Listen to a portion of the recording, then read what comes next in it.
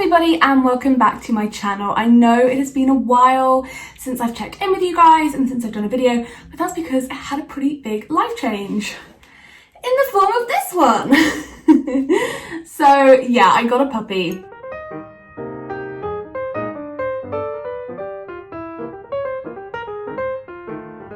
And her name is Jester. She is currently 8 weeks old and some days.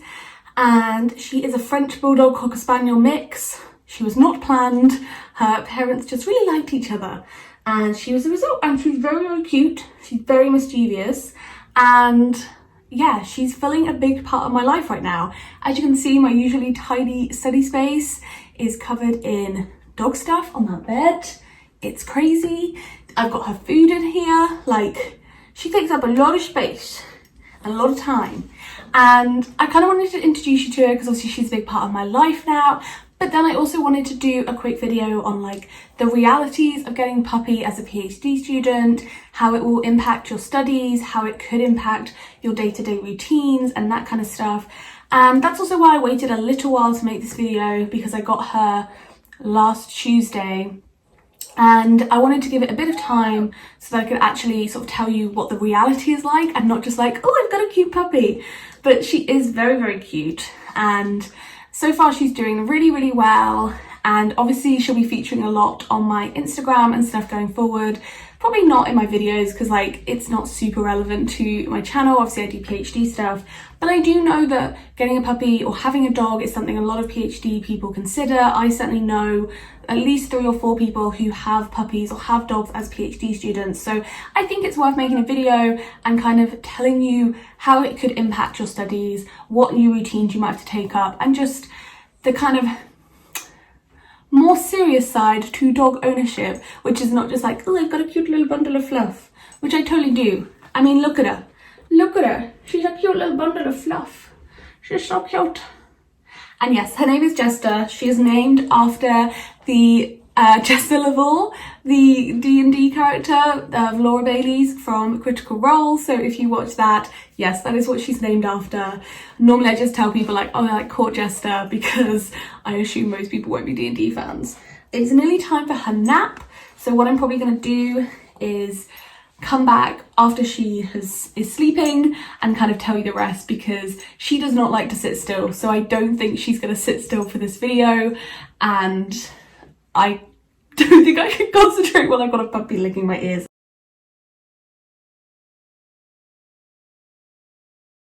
So I am back sans Jester because she is down for a nap. So let's talk about the nitty gritty of getting a puppy or a dog as a PhD student.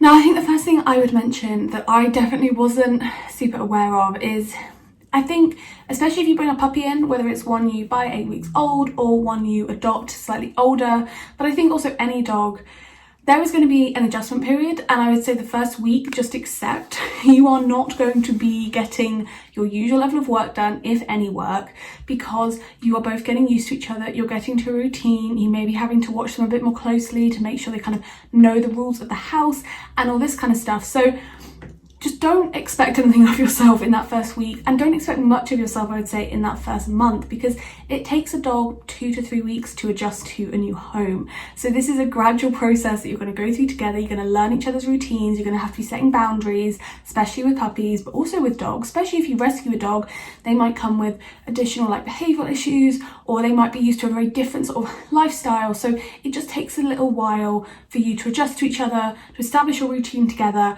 and fundamentally set like a good path for yourself where you're like, oh yes, I can work when they're X. So that's my first bit of sort of advice. The second bit of advice is obviously getting a puppy as a PhD student is a financial implication, and I would say I very much looked at my finances before I got Jester. I made sure I had enough money to feed her and get insurance and any vet bills that would crop up and all this kind of stuff. And obviously everyone will work to slightly different budgets, but what I do is I set aside £100 a month, and that is a mix of her food and her insurance, which to be honest doesn't come to a lot a month. Like food and insurance probably comes to 30 quid a month, if that. But the other 70 is then in reserve for if she suddenly needs a vet thing, or if I need to get her a new lead or something like that, just something unexpected that crops up. And I think it's just good to have that banked in a different account. So I know that's like the Jester pot.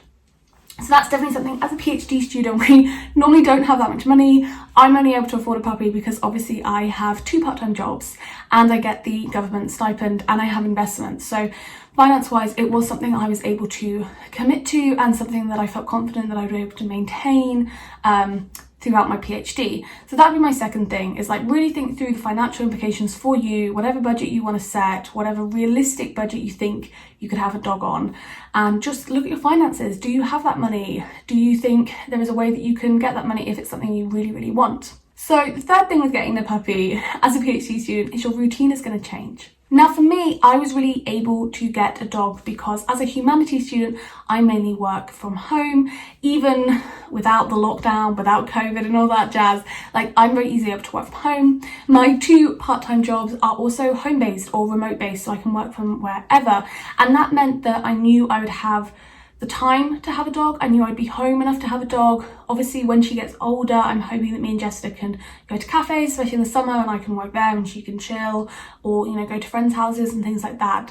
My understanding is dogs aren't allowed on campus, like in buildings. I don't know if they're allowed on the grounds at all, but they're definitely not allowed in buildings. So it's not necessarily a situation I'm like, oh, I can bring my dog to uni. Like, I don't think that will ever really happen unless I'm just taking her for a walk around there. Working from home meant that I knew I would have the time, but it also means I have to be strict to setting boundaries with Jester so that I actually still get work done.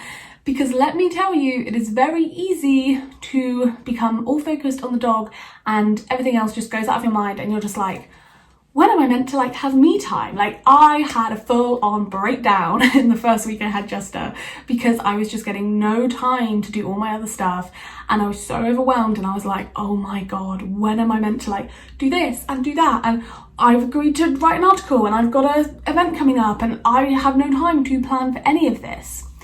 But the thing is, this is why it's so important to get into a routine. And I'm going to share my routine with you. I'm not saying it's perfect. I'm not saying it's the piece de resistance of routines, but it's the one that works for me and Jester, and it's the one that I'm hoping will carry us forward. So she wakes up at about 8 a.m, sometime between 8 and 9, and that's something I've worked on with her. Dogs naturally do like to get up earlier, but I've been like, no, I'm not an early person. I'm not having a dog who's going to get me up at like 6 a.m. every day.